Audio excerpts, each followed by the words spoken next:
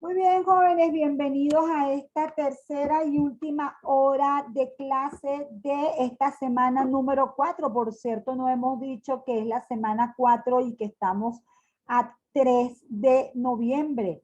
Quiere decir que se nos está acercando el examen, porque como nos vemos una sola vez a la semana, ya estamos más o menos cerca. El examen, a ver, el primer parcial, tenemos el segundo foro, que el segundo foro es en la,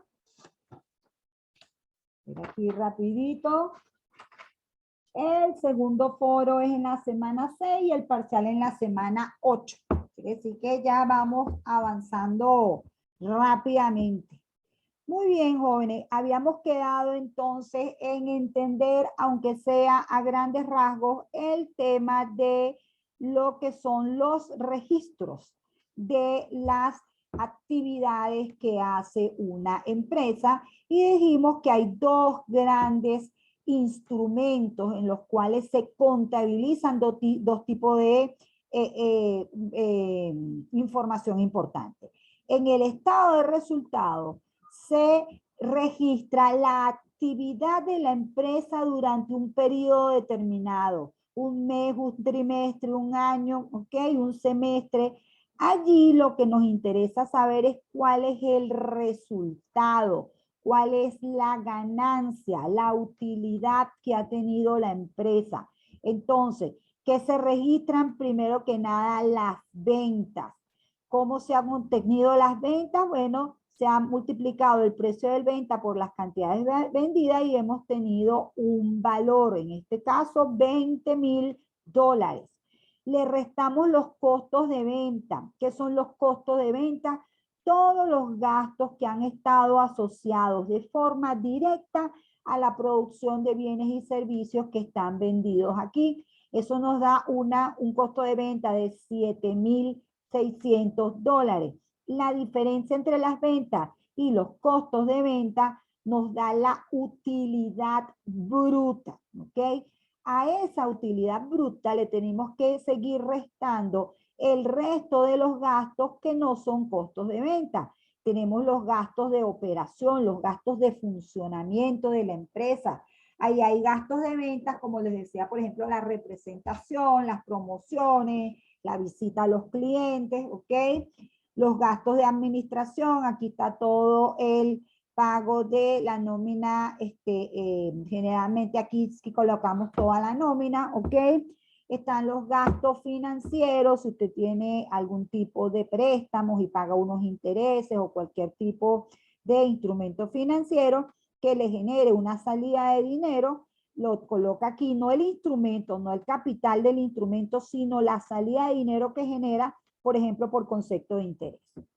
Entonces, obviamente, usted va a tener que si a esa utilidad bruta le resta todos estos gastos, va a tener una utilidad de operación. Finalmente, la utilidad de la empresa, aquí la utilidad es $8,500. Fíjense que está obteniendo ganancias. Si este signo fuera negativo, estuviera obteniendo pérdidas.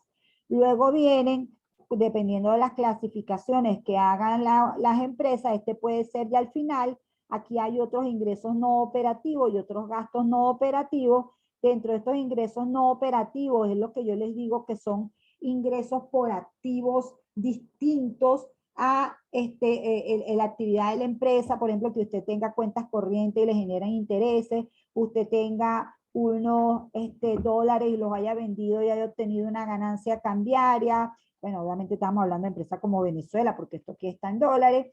Y entonces vamos a tener este tipo de utilidad, que es una utilidad antes del impuesto sobre la renta. Obviamente después vienen los impuestos sobre la renta y finalmente se tiene la utilidad que usted puede distribuir como accionista entre los diferentes acciones. ¿Ok? Entonces, esta actividad es la que permite que la empresa pueda funcionar.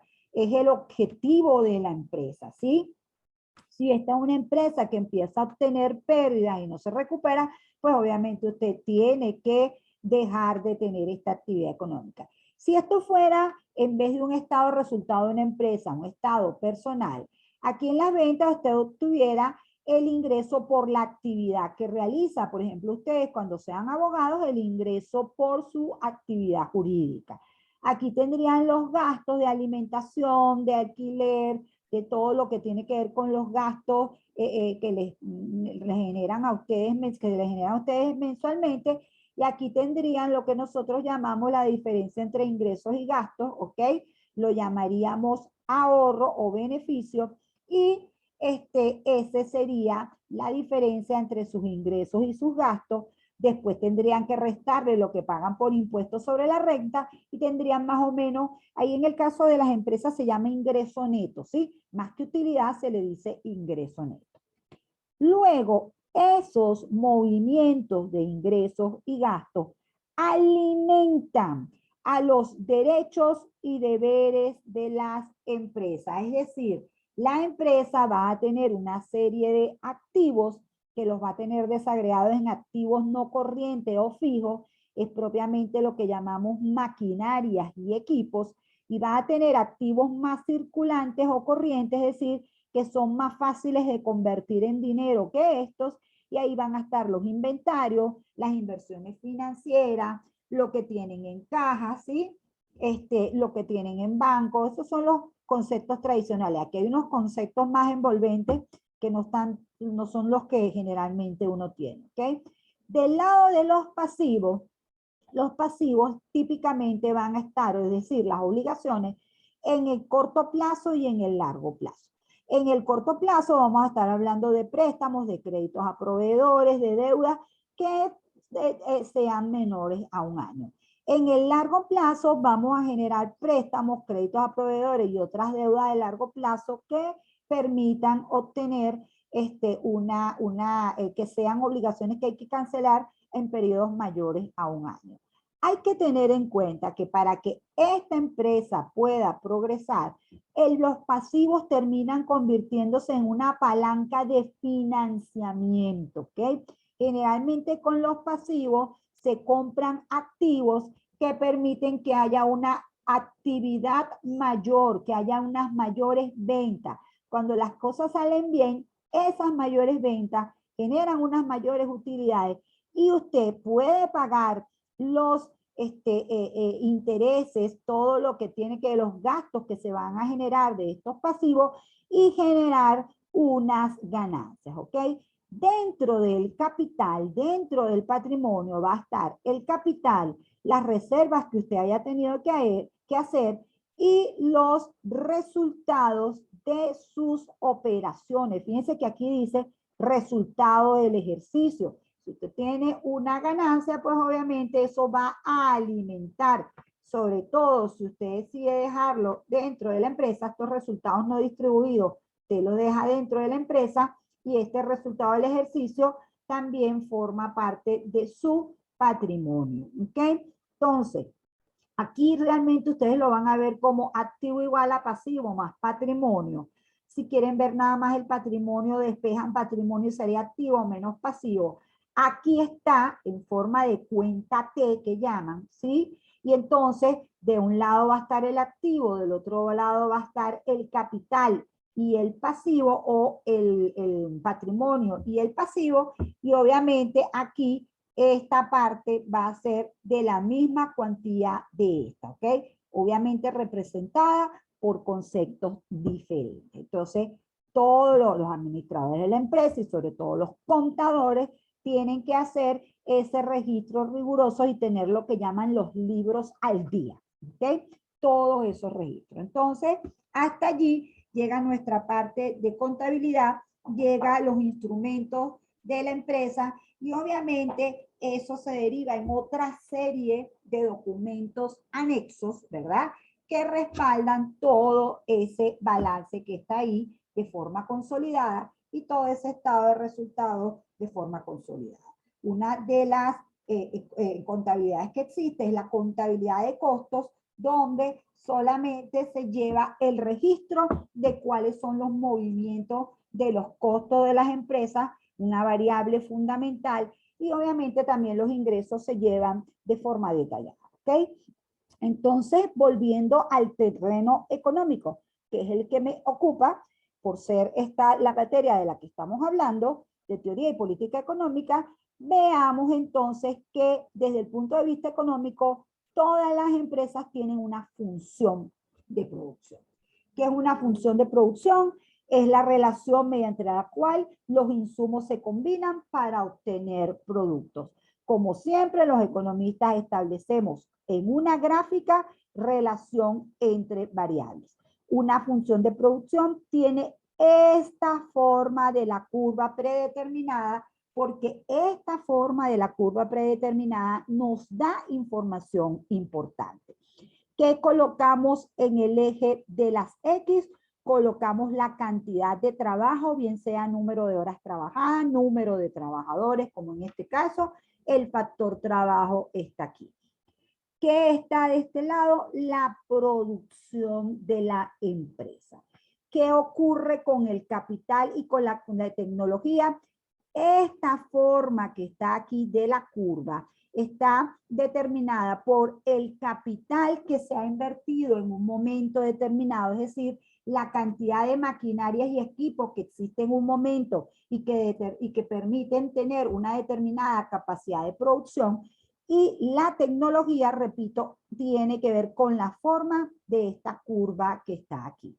Entonces, desde el punto de vista económico, nos interesa saber que a corto plazo el capital es la infraestructura que se mantiene fija a lo largo de los diferentes niveles de producción y que lo que se mueve es el factor trabajo. En otras palabras, jóvenes, a corto plazo el empresario ya tiene una determinada infraestructura, ya tiene unas maquinarias, ya tiene unos equipos instalados y lo que debe decidir es cuánto de esos equipos y de esa mano de obra va a utilizar.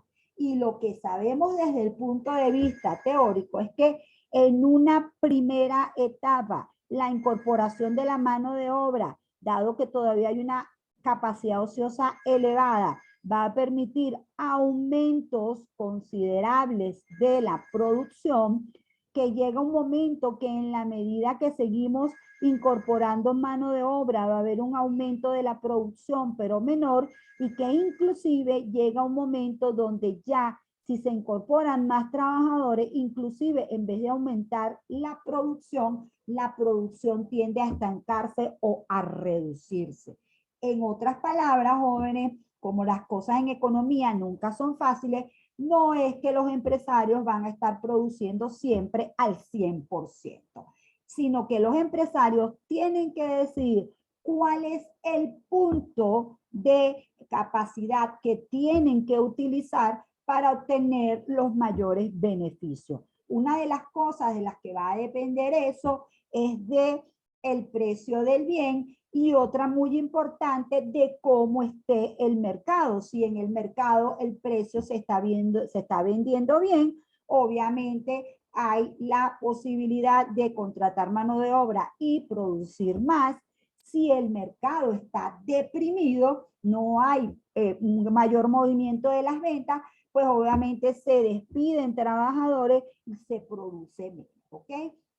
Entonces, al final, la decisión de que hasta qué punto producir no es muy distinta a la decisión de un individuo de qué producir, que es una decisión que se toma en el margen.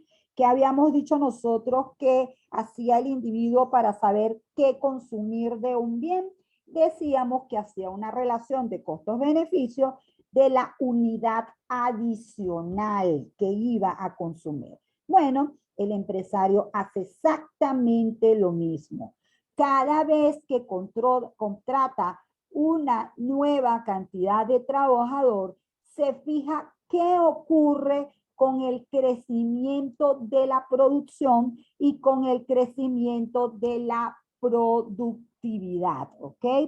La producción obviamente puede aumentar, pero en la medida que incorporamos más mano de obra, la producción va a ir creciendo a un ritmo cada vez, en una primera etapa, crece a un ritmo rápido, ¿sí? Esta que está aquí crece, por ejemplo, cuando es un trabajador crece, se puede producir 0,55 de lo que sea, supóngase que son, no sé, toneladas de cereales. Si se incluye un segundo trabajador, se puede producir 1,42, y así podemos llegar hasta 5, ¿ok? Luego, si se dan cuenta, lo que ha ocurrido es que en la medida que aumento cada unidad de trabajador, soy capaz de producir más unidades que en el periodo anterior. Pero llega un momento que la incorporación de los nuevos trabajadores, si bien significa que puedo producir más, significa que el aporte es cada vez menor. ¿Ok? Vuelvo y repito, la cosa no es fácil, no es que la empresa simplemente va a estar aquí produciendo al 100% de la capacidad ociosa, sino que hay un punto por aquí en el cual él va a decidir qué va a producir. Eso requiere saber de dos cosas importantes. Una, de que la productividad marginal del trabajo, es decir, en cuánto varía la producción cuando incorporamos una unidad de trabajo, es decreciente. Y otra, obviamente, tiene que ver con la evolución de los costos. Entonces, desde el punto de vista económico, a mí que me interesa que entiendan que los economistas manejamos una gráfica que se llama función de producción, en el cual en el eje de las X está el factor trabajo, en el eje de las Y está el factor producción. Cada empresa tiene una curva como esta, dado un determinado nivel de capital y una tecnología, tiene que decidir cuánto va a producir. Cuánto va a producir, repito, depende de cómo esté la cosa en el mercado, depende de cómo estén los costos, ¿ok? Entonces, hay una primera arista que tiene que ver con los ingresos, y esos ingresos no solamente los mide como los ingresos totales, sino como los ingresos marginales, es decir, el ingreso que va a obtener cuando contrata una mano de obra adicional, dado un determinado stock de capital. Obviamente, en la medida que va aumentando la cantidad de trabajadores, está aumentando o está utilizando mayor capacidad de producción. ¿Se entendió esa parte? Sí, profe. Ok.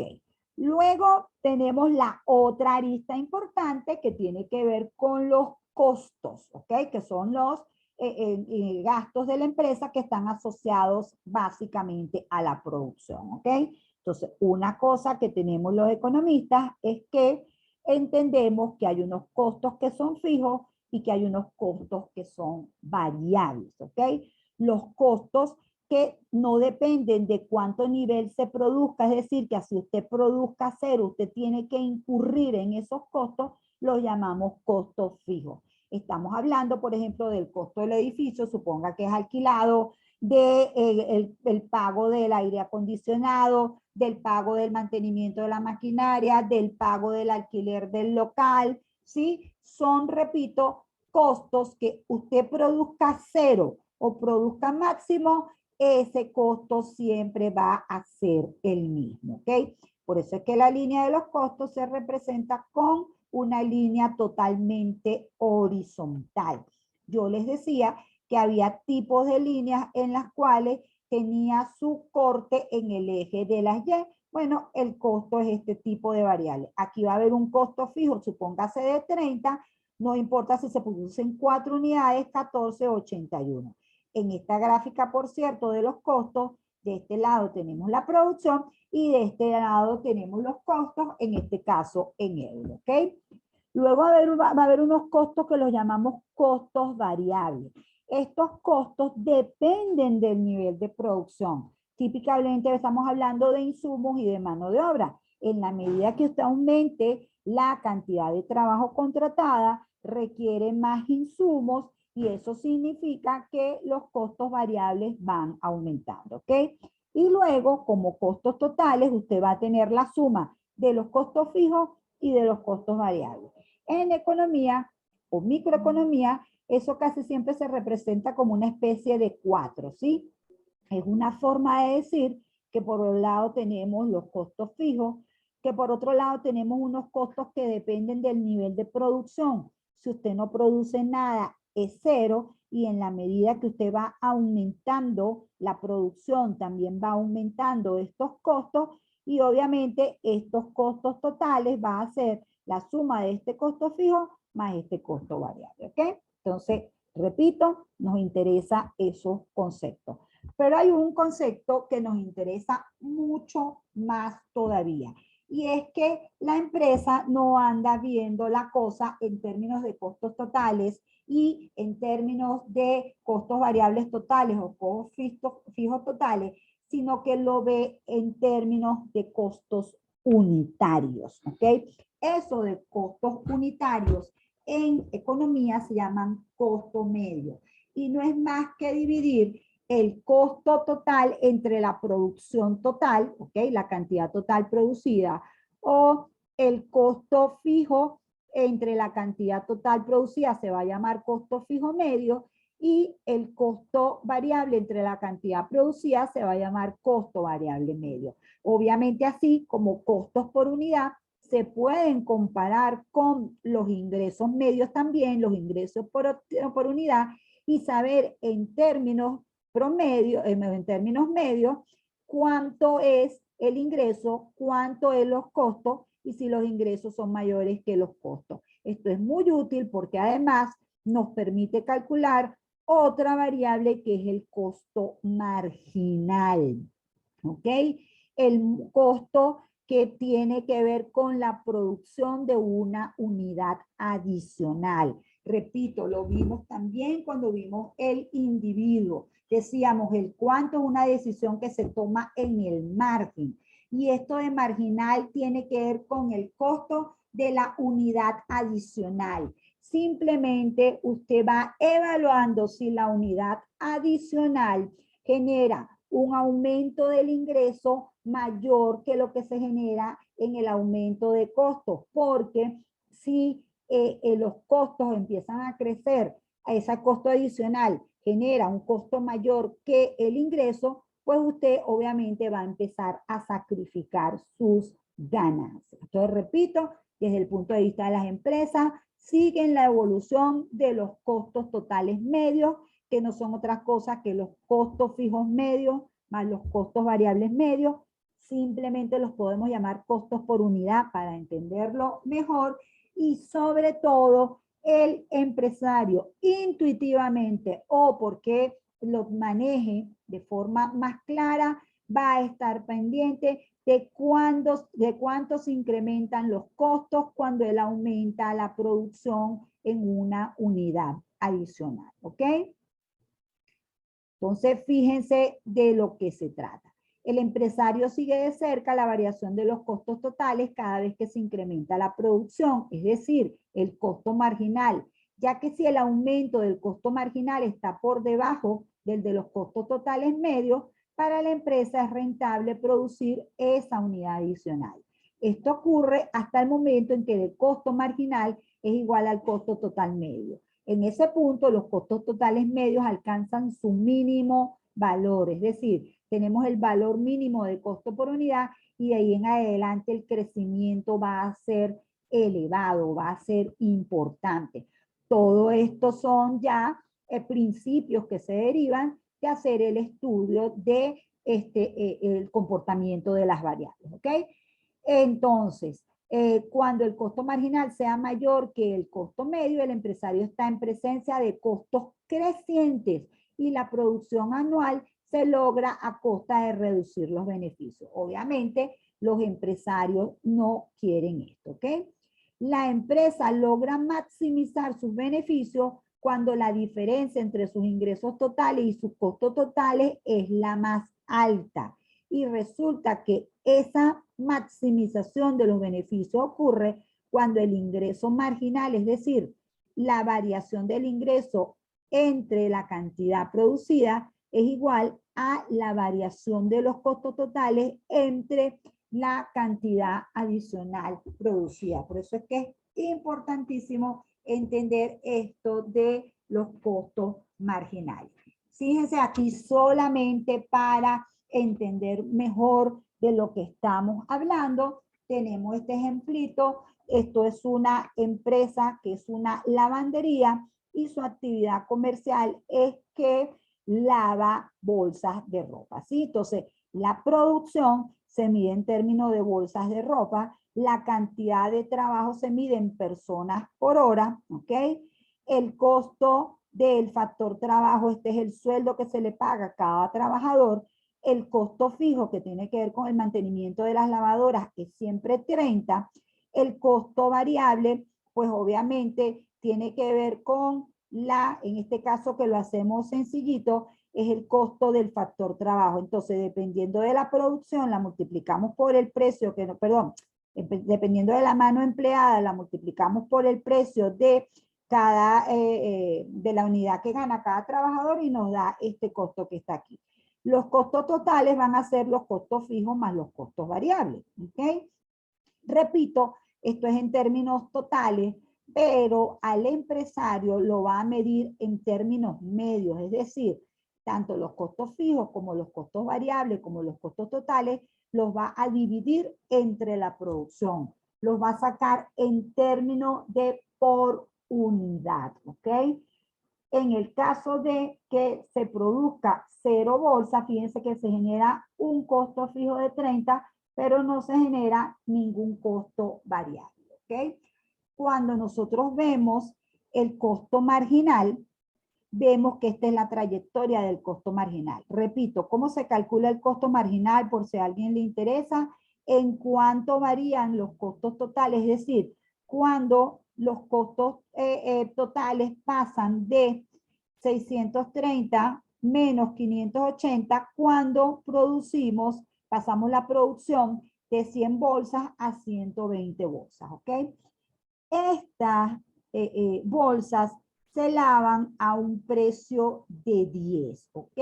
Entonces, ¿cómo vamos a obtener los ingresos totales de la empresa? Bueno, el precio de lavar cada bolsa lo vamos a multiplicar por el número de bolsas que se lavan y eso nos va a dar los ingresos, ¿ok?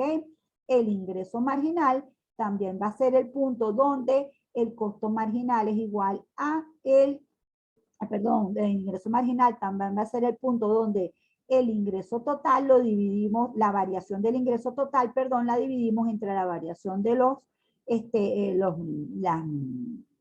cantidades producidas y eso también nos da un valor. Fíjense que aquí en el ejercicio lo que estamos diciendo es lo siguiente. Si nosotros vemos el beneficio total, pues simplemente al ingreso le restamos el costo total, ¿ok? El costo total que es este y nos da cuánto es el beneficio. Fíjense que el beneficio es 420, pues 570, 620, 620, 600. Fíjense que aquí empieza a bajar el beneficio y aquí el beneficio es menor. ¿Qué está ocurriendo en términos marginales? O sea, ¿qué está ocurriendo en la medida que aumenta la unidad adicional, aumenta el ingreso y aumenta los costos? Bueno, que primero es una maravilla, esa diferencia es alta, pero después se va reduciendo y se hace cero. Repito, aquí este cero significa que yo tengo que producir 135 bolsas y contratar solo 14 trabajadores o que los trabajadores trabajen solo 14 horas, porque de allí en adelante, si yo sigo contratando más trabajadores, lo que voy a hacer es ir reduciendo mis ganancias y obviamente voy a llegar a un momento en que voy a tener pérdida. Eso está detrás de lo que es la parte económica de a lo que se enfrentan los empresarios, ¿ok? Obviamente, en la práctica puede haber empresarios, y lo hay, una buena parte de los empresarios, que obviamente, sobre todo como los mercados no son del todo tan competitivos, pues entonces no hacen la decisión de cuánto producir, igualando el ingreso marginal al costo marginal, aunque repito, intuitivamente la cosa los va a ir llevando por allí. Pero ¿cómo lo hacen en la práctica? ¿Verdad? Si nosotros queremos verlo en la práctica, ¿qué hace el empresario? Bueno, el empresario trabaja con un precio de referencia. ¿Cómo él calcula ese precio de referencia? Bueno, el costo variable por unidad más el costo fijo por unidad le agrega un determinado margen de ganancia que espera obtener y ese es el precio del bien, ¿ok? Ese precio lo va a multiplicar por las cantidades vendidas y obviamente va a tener las ventas para producir a ese precio, va a tener una determinada costos de venta, que obviamente aquí va a estar el costo de los que acabamos de hablar, y va a tener un margen bruto, a eso le quitan el resto de los beneficios y va a tener este resultado o ganancia, ¿ok? ¿Qué ocurre, por ejemplo, con el margen de ganancia? Bueno, el margen de ganancia depende mucho de la experiencia que tenga el empresario, depende de la elasticidad de la demanda y obviamente él va a ver que si los precios están acordes con lo que hay en el mercado, y él es competitivo en este mercado, porque obviamente puede pasar que él establezca un precio que para él sea rentable, pero haya otros productores que puedan producir a unos precios más rentables y entonces a él no le conviene estar en ese mercado porque no es competitivo, ¿ok? Por el contrario, puede ser que él sea tremendamente competitivo o tenga un bien muy valorado por los demandantes y él pueda mantener ese nivel de precio. Todo depende de las características de ese mercado.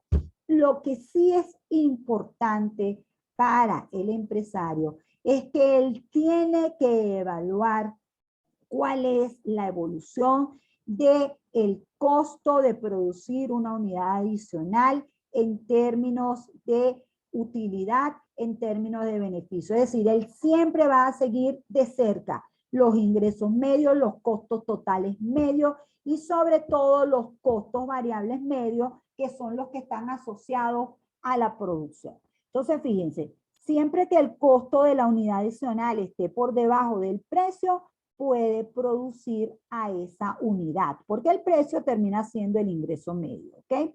Cuando el costo marginal se iguala con el precio, allí obtiene su máxima ganancia. Supóngase que él, repito, no está pendiente del costo marginal y el costo y el ingreso marginal.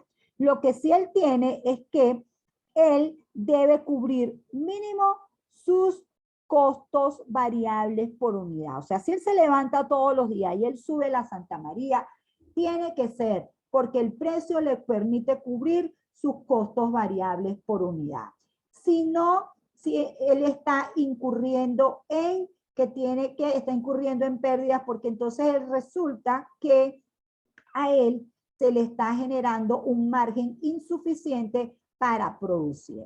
Allí él no se puede mantener mucho tiempo, ¿ok? Por eso les digo, el punto mínimo al que puede operar es cuando el costo variable medio sea igual al precio del bien. Si el precio no permite ni siquiera cubrir estos tipos de costos, la empresa debe cerrar, ¿ok?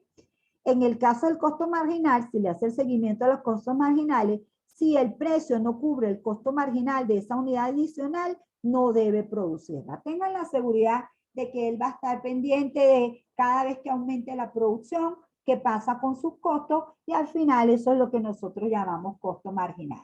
Entonces, siempre que vea que esa unidad adicional le está reportando una utilidad o una ganancia, la va a producir. Siempre que vea que no le reporta una unidad adicional, no la va a producir.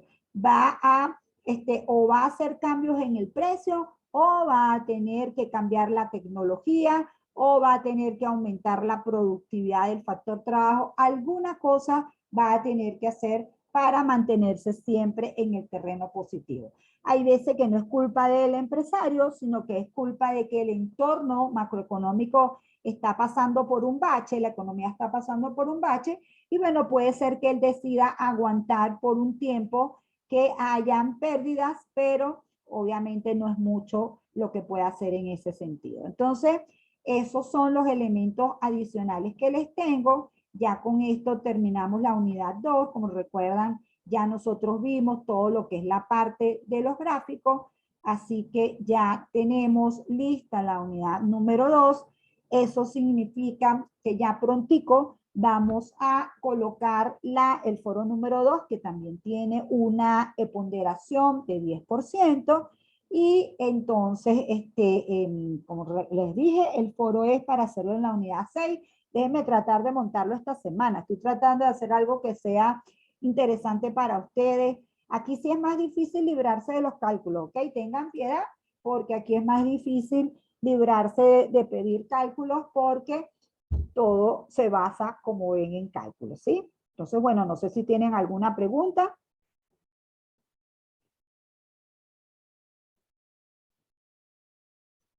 Recuérdense que aquí vamos a estar metiéndonos en todos los aspectos, no los vamos a tocar muy a fondo, pero nos vamos a mantener en todos los aspectos que nos interesan. Aquí, así que eso significa que pasamos mucho de un punto a otro. O sea, aquí el punto no es profundizar, sino conocer lo más posible el bosque, y esto es todo el mayor espectro que los puedo dar de ese bosque que está en el terreno de la microeconomía. Ya a partir de la semana que viene entramos en el terreno de la macroeconomía. ¿Okay? Esto es sumamente detallado, hay muchísima información en el mundo microeconómico. Créanme que en las escuelas de economía se da micro 1, 2, 3 y 4, porque es muchísimo lo que se estudia al productor y al consumidor. Son los agentes económicos que conducen a una economía, ¿ok? Entonces son la base del sistema de intercambio de una economía, y obviamente todos estamos representados allí,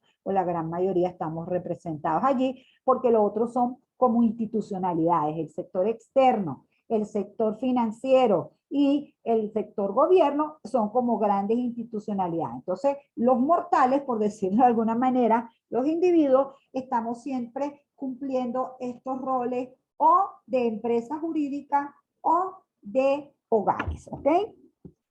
Entonces, bueno, si no tienen preguntas, muchísimas gracias de verdad por haber estado aquí conmigo.